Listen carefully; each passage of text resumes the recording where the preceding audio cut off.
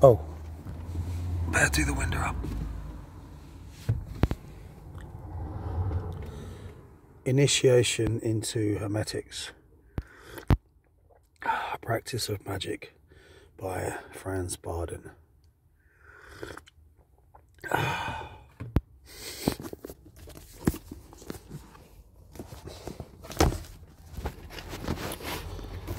Magic Physical Training 8. Provided the magician be perfect in all the stages of the magic training of the body, he will not... Oh, hello, my little friend. He will not require any special education in this line. I will therefore limit myself to give some instructions and hints which may become useful in the following chapters. Subsequently follows an influencing method through the elements which the magician can use for his own self-influencing or to influence other people.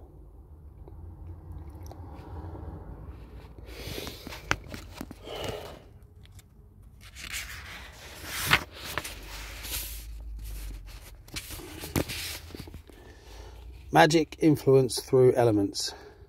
Especially worthy of mention are the following 4 systems which may successfully be practiced in self-influencing as well as in influencing other people. According to the elements, these methods are as follows. 1. Fire, through combustion. 2. Air, through evaporation. 3. Water, through mixture. 4. Earth, through decomposition. It would be possible to quote hundreds of varieties and opportunities. Hang on, let me just... Maybe the sound would be better if I put my hood down. Sorry about that. It would be possible to quote hundreds of varieties and opportunities of producing such an influence through the elements, and a big book could be written about this problem. I will restrict myself to one example only for each element. In the light of this example, every magician can enrich his own practical experiments and elaborate new practices by himself. These 4 methods exert an influence on the most subtle astral matrix of the material world, inducing the elements to exert their influence wherever the magician does allow them to work indirectly. Supposing that the point is to influence a human being, the material element will analogously act on the connecting link between the astral and the material body. A magician mastering the elements perfectly on every plane does not require any of these methods. He will reach his purpose by a direct influence just as fast and surely. But now and again, even the highest magician will make use of the lower powers, for the simple reason that the highest powers, as well as the lowest, do serve and obey him. On the other hand, as the result of an insufficient spiritual maturity, some magicians like to utilize these mean practices in order to satisfy their desires, because these powers do blindly execute the will of the person who understands to master them. One will probably ask now, what for these lower powers, and consequently such methods can be made helpful? 2 examples may serve to answer this question. Supposing a scholar who is not yet quite closely acquainted with magic is asking a higher brother for help, because in spite of all his efforts he is not able to fight alone a passion, a harmful habit, a heredity or such like by himself, or he would at least lose two's got 2 O's, too much time before overcoming and equalizing this passion. The higher brother has the possibility to influence the element corresponding to the passion according to the receptive method, and can, in this manner, reduce the negative form of the influencing element, with the result that the scholar can fight against it without great effort, or do away with the influence of the element altogether. The second example supposes The second example supposes the magician to be about to treat a long-lasting chronic disease with the help of the elements. A couple of direct treatments would not be sufficient to fight the sickness, and a frequent repetition takes too much time. The magician can, in cases like these, use the powers as helping factors. Hundreds of similar cases do exist where the elements of this category will be of a great benefit to the magician. He may use all the powers he does know about. A magician must be a person of absolute moral integrity. His mind and his motives must be noble if he will follow the motto, "Unto the pure, all things are pure." Working with the four elements, the magician has three fields of activity corresponding to 1. Immediate effect. 2. The timed effect, which is limited to a certain time. 3. The permanent effect, which is fading as time goes on and finally ceases altogether if the operation is not renewed. Subsequently follows the description of the practice. The influence through the fire element. Combustion. Arrange for a piece of flannel or blotting paper in the size of 4 by 4 inches in brackets 10 by 10 centimeters. In emergency, a piece of ordinary paper will do as well. Moisten it with any liquid condenser and allow it to dry gradually. Now put the paper in front of you, and with the help of the imagination through the material elements, concentrate the wish you would like to get realized into it. Do not forget at this point to time the effect, i.e., whether you wish an instant, a limited, or a permanent effect. As soon as the paper has been loaded with your desire, do burn it in an open fire or on the flame of a burning candle. During the combustion, do concentrate once more on the fact that the power is released by burning the paper or the flannel, inducing the grosser elements to bring about the result you desire.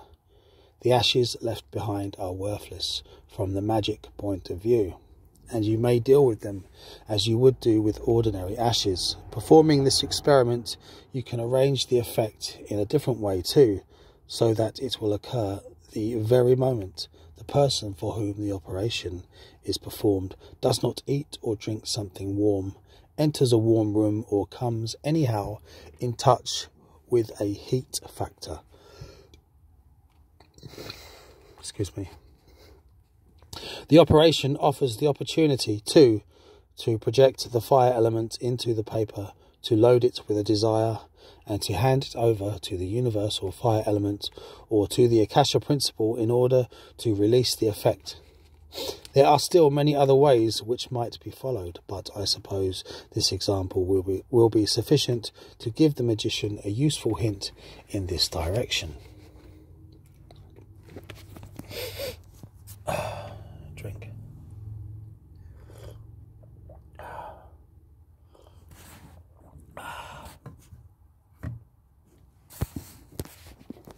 The influence through the air element. Evaporation. Pour so much ordinary water into a small basin or a saucer made from any kind of metal until it only covers the bottom up to a few millimeters. Add a few drops of a fluid condenser which corresponds to the air element. If such a condenser is not available, you may use the universal fluid condenser. Now, operate in exactly the same manner as mentioned in the instructions given for the previous element by concentrating your wish on the liquid. Having done so, put the basin on the hot stove on a gas or spirit flame. An electric cooker must not be used, and let the desired loaded liquid evaporate. While doing so, you have to concentrate on the steam, wishing the desire to be sucked in by the air element, whereby the most it says subtle, but I'm always reading this as subtle because it's obviously subtle, whereby the most subtle air principle is induced to realize your desire. Do concentrate until the last drop of water has evaporated, and the experiment will come to an end. Together with the desire impregnation, you can also combine the order that the person who is to be influenced should, with every single breath, inhale the air principle whereby the desire is beginning to be realized. This happens to be only one example, and every magician may establish similar versions of the influence operated through the air element.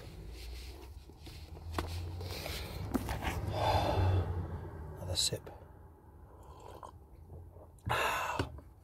Influence through the water element. Take a new mixture. Did I say evaporate? I hope I said evaporate on the last one. Anyway, mixture. Water element here.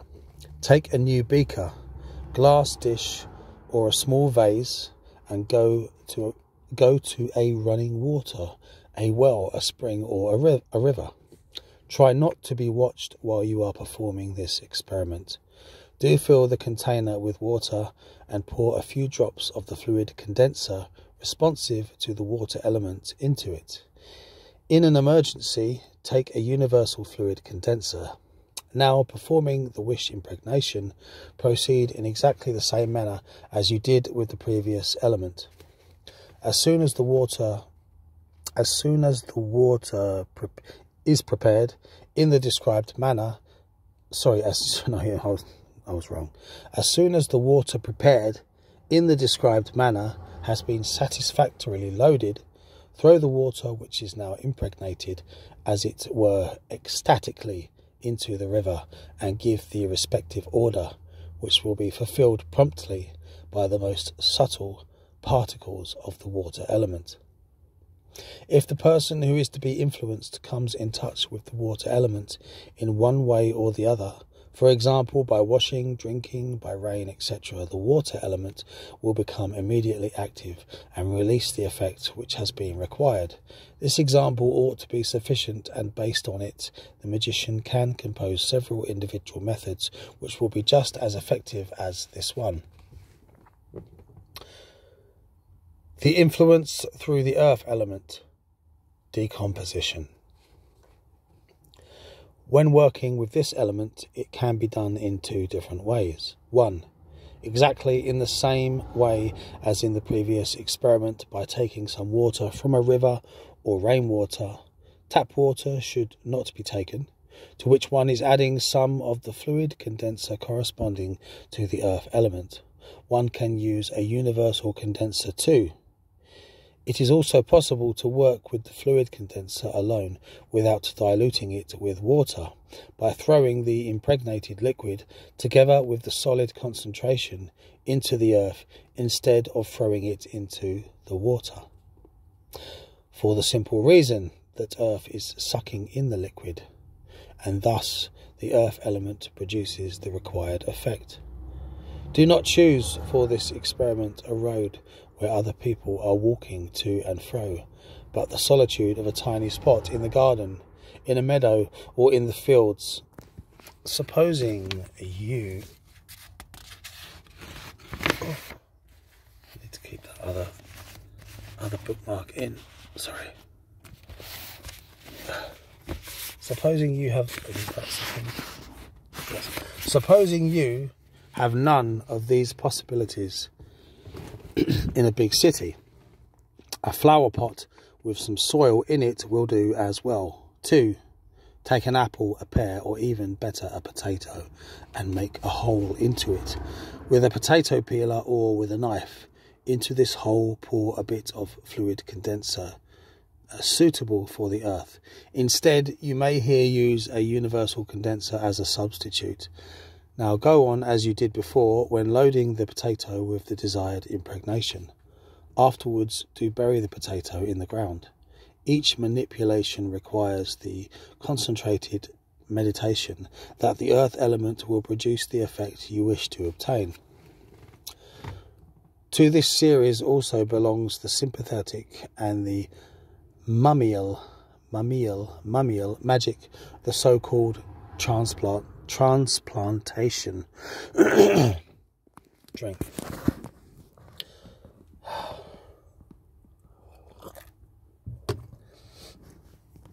In this case, one does not work with fluid condensers, but with mummies. These are constituent parts of the body, such as hair, nails, perspiration, urine.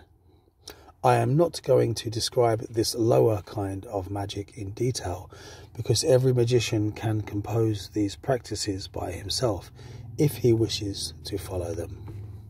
These two examples should be sufficient to illustrate the influence of the earth element. Following these instructions, the magician can work out various methods, and his intuition will inspire him to do the right thing.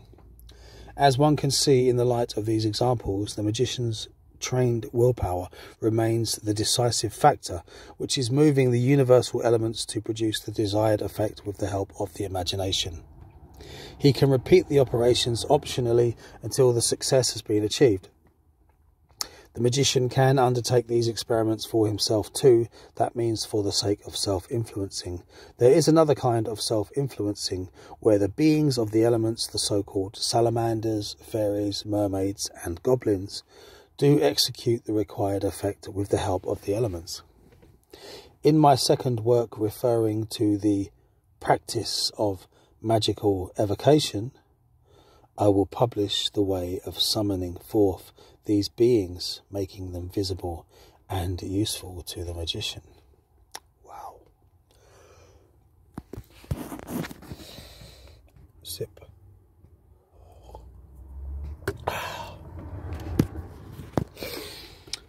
The fluid condensers. Any object can be influenced by any fluid, regardless of being loaded electrically, magnetically, with elements or akasha, through the aid of the imagination and the will.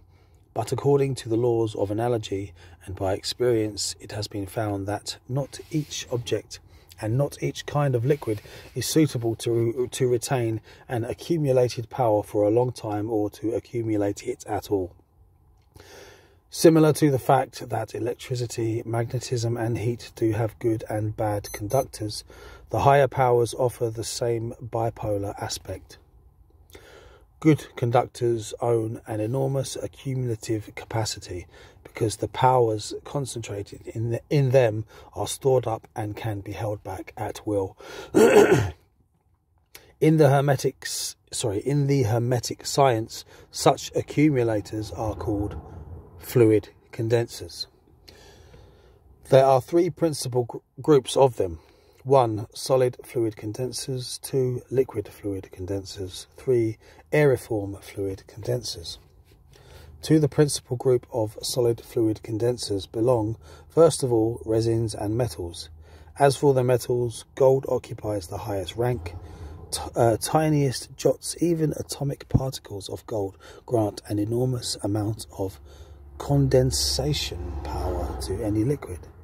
Condensation power to any liquid. For this reason, gold is added in small portions to any fluid condenser. But more about this subject will follow later on.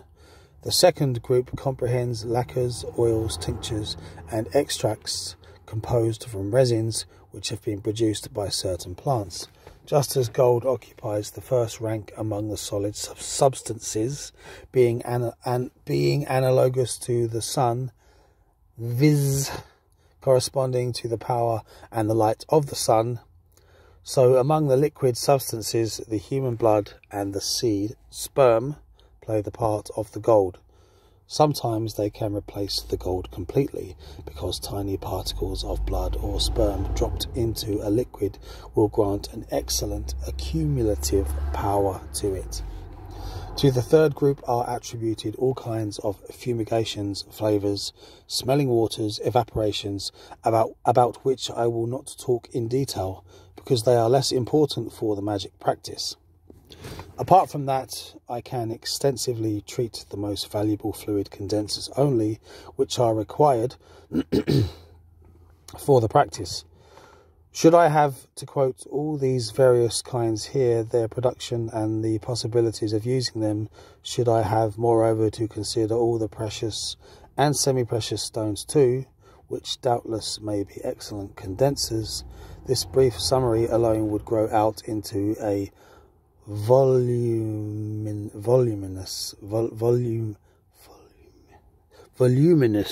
book.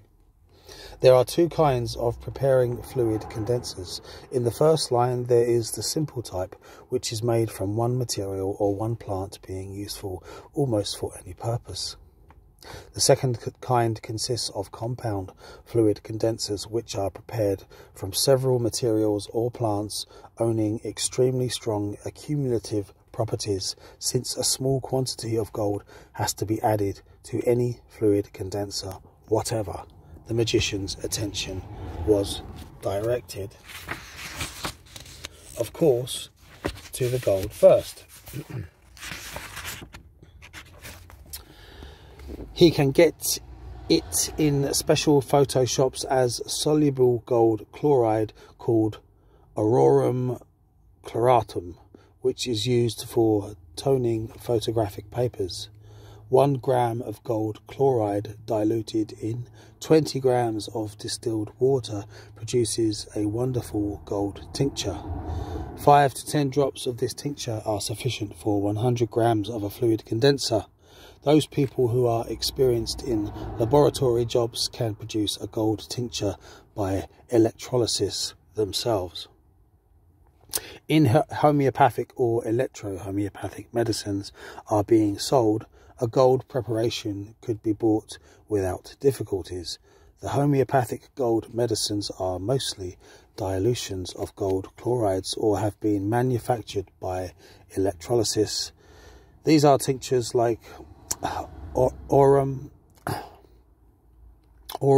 chloratum, what's that, D1, D3, aurum muriaticum, D1, D3, or aurum metallicum. D1, D3. The expert of homeopathy does know, of course, that the capital D stands for decimal power. Supposing you have neither the one nor the other opportunity to obtain a gold tincture, there is nothing else for you to do but to produce it yourself after the recipe of the ancient alchemists, a very simple thing indeed. Take a piece of gold of the best quality. No new gold, the more carats the better. The conventional 14-carat gold will do. The shape of the gold does not matter at all. It may be a ring, a brooch, a chain, or the lid of a gold watch as well. Now prepare some distilled water. If you can't get it, some rainwater will do as well. Pour so much water in any container that the weight of it is equal to 10 times the weight of the gold. For example, if you have 10 grams of gold, add 100 grams of distilled water. Do heat this piece of gold on an open flame until it is red hot, and throw it into the water afterwards. Take care that the wire to which the piece of gold is tied, or the pliers you are holding it with, will not touch the water. The best thing is a wire hook from which you are throwing off the red hot gold. The water will hiss and squirt as a result of the sudden chilling off. Therefore, be careful not to get burnt by the hissing water. Beware of your eyes. The pure gold only is allowed to fall into the water. Now let the water and the gold cool down and repeat this procedure 7 to 10 times. Cooling 7 to 10 times is enough for the gold, because with each cooling a lot of water too is evaporated, mainly if you are working with a small quantity of water. By the quick cooling of the gold, oxidation, tiny atomic particles are set free, and thus the water will be saturated with gold. The ancient alchemists called this sort of saturated water, or any other herb essence chilled with red-hot gold, the quintessence of gold in the hot way. and they used it as an admixture to other alchemistic preparations. But we want to use it for our fluid condensers. The liquid saturated with gold will now be filtered through a piece of fine linen, filter paper or cotton wool into a funnel and preserved for our purposes. One does usually pour 5 to 10 drops only of this gold tincture into approximately 3 ounces of fluid condenser. The piece of gold used for the preparation of this gold tincture has to be cleaned with polishing powder for further use. Okay, we'll leave it there till the next video.